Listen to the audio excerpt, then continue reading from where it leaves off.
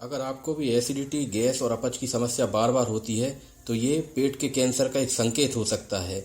तो जान लेते हैं कि किस तरह से इससे हम बचाव कर सकते हैं। देखिए, पेट का जो कैंसर यानी कि स्टमक कैंसर है, उससे दुनिया भर में लाखों लोग पीड़ित हैं और ये जो है वो चौथा सबसे खतरनाक कैंसर है, जो कि लीवर के कैंसर के बाद सबसे अधिक मौतों के लिए जिम्मेदार है। और इसके लक्षणों के बारे में पता करके जल्द से जल्द इलाज करवाना, समय रहते इलाज करवाना जरूरी होता है, ताकि जो है वो कैंसर की जो है वो स्थिति और ना बिगड़े। देखिए, जान लेते हैं होता क्या है ये जो पेट का कैंसर है। पेट का कैंसर यानी कि हमारा जो स्टमक होता है उसके अंदर जो है वो कोशिकाएं यानी कि सेल्स जो होती हैं वो अनियंत्रित तरीके से यानी अनकंट्रोल तरीके से जो है वो डिवाइड करने लगती हैं, और जिसकी वजह से एक ट्यूमर बन सकता है। और ये जो है वो स्टमक के अंदर जो अलग अलग हिस्से होते हैं वहां पर किसी भी हिस्से में हो सकता है, और अगर इसका समय रहते इलाज ना किया जाए तो यह जो है वो ट्यूमर का रूप ले लेता है और साथ में लीवर और पेंक्रियाज में भी फैल सकता है। तो इसे हम जो है वो आम भाषा में पेट का कैंसर बोलते हैं, लेकिन अगर साइंटिफिक टर्म में बात करें तो गैस्ट्रिक कार्सिनोमा या गैस्ट्रिक कैंसर इसको हम बोलते हैं, स्टमक का कैंसर बोलते हैं। देख लेते हैं कि पेट का जो कैंसर होता है इसके लक्षण क्या क्या होते हैं। तो एक तो बहुत ज़्यादा थकावट रहना, बार बार जो है वो एसिडिटी, हार्ट बर्न की समस्या होना, पेट फूलना, ब्लोटिंग होना, बार बार उल्टी जैसा मन होना या फिर उल्टी हो जाना, भूख ना लगना, खाना को निगलने में तकलीफ होना, वजन कम होते जाना, थोड़ा सा खाना खा लिया उसमें भी पेट जो है वो भरा भरा सा लगता है, और इस वजह से जो है वो भूख ठीक से नहीं लगती, पेट में दर्द बना रहता है। कई बार जो हमारा मल होता है यानी कि स्टूल, उससे खून आने लगता है, और बार बार जो है वो इनडाइजेशन यानी अपच की समस्या बनी रहती है। देख लेते हैं कि ये जो स्टमक का कैंसर होता है ये किस वजह से जो है वो होता है और इसके रिस्क फैक्टर क्या क्या होते हैं।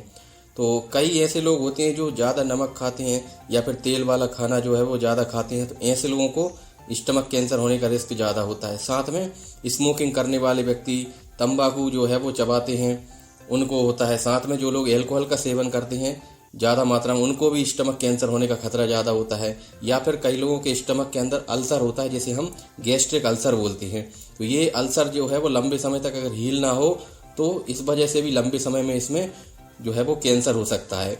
और ये अल्सर देखने के लिए हम जो है वो एक जांच कराते हैं जिसका नाम है अपर जीआई एंडोस्कोपी। और इस जिसमें हम स्टमक के अंदर, जिसमें कि मुंह के अंदर से एक फ्लेक्सिबल जो है वो कैमरा डाला जाता है, और उससे हमें जो है वो स्टमक के अंदर किस तरह की जो म्यूकोसा मेम्ब्रेन है वो किस तरह की है हम देख लेते हैं, और हमें पता चल जाता है कि पेट का अल्सर तो नहीं है। तो ये जो अल्सर होता है ये एक बैक्टीरिया होता है जिसका नाम होता है हेलिकोबैक्टर पाइलोरी, एच पाइलोरी बोलते हैं। तो इस बैक्टीरिया की वजह से भी लंबे समय तक ये जो है वो अल्सर बना रहता है, और आगे चल के इसके अंदर कैंसर पनपने की संभावना भी जो है वो बढ़ जाती है। तो हम अपर जीआई एंडोस्कोपी के द्वारा पता कर सकते हैं कि हमारे स्टमक के अंदर कहीं कैंसर तो डेवलप नहीं हो गया है। साथ में जो स्टमक के अंदर म्यूकस मेम्ब्रेन जो होती है उसमें सूजन आ जाती है।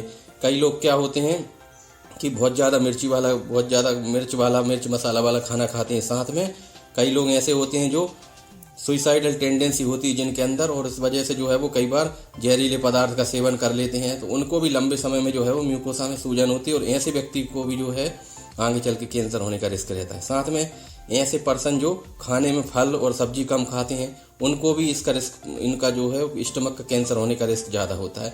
मोटे जो व्यक्ति होते हैं जिनको मोटापा होता है उनमें भी इसका रिस्क ज़्यादा होता है। साथ में अगर पेट के अंदर बैक्टीरियल इन्फेक्शन हो जाता है, बार बार इन्फेक्शन होता है, जिसे हम जो है वो गैस्ट्राइटिस की समस्या भी बोल सकते हैं या फिर एक्यूट गैस्ट्रोएंटेराइटिस बोलते हैं, उसमें भी जो है वो बार व्यक्ति को कैंसर होने का खतरा रहता है। साथ में अगर किसी की फैमिली हिस्ट्री है कि उसको कैंसर, उसकी फैमिली में किसी को स्टमक का कैंसर हुआ है, पेट का कैंसर हुआ है, यानी कि जो जेनेटिक्स है उसका एक बहुत बड़ा रोल होता है। अगर किसी की फैमिली हिस्ट्री है तो उसको जो है वो अलर्ट रहना चाहिए और समय समय पर जो है वो जांच कराते रहना चाहिए। आइए जान लेते हैं कि कैसे हम जो है वो इस ट्यूमर से, इस कैंसर से बचाव कर सकते हैं। तो इसके लिए हमें कुछ आदतों को सुधारना होगा, जैसे कि स्मोकिंग जो है वो नहीं करना चाहिए।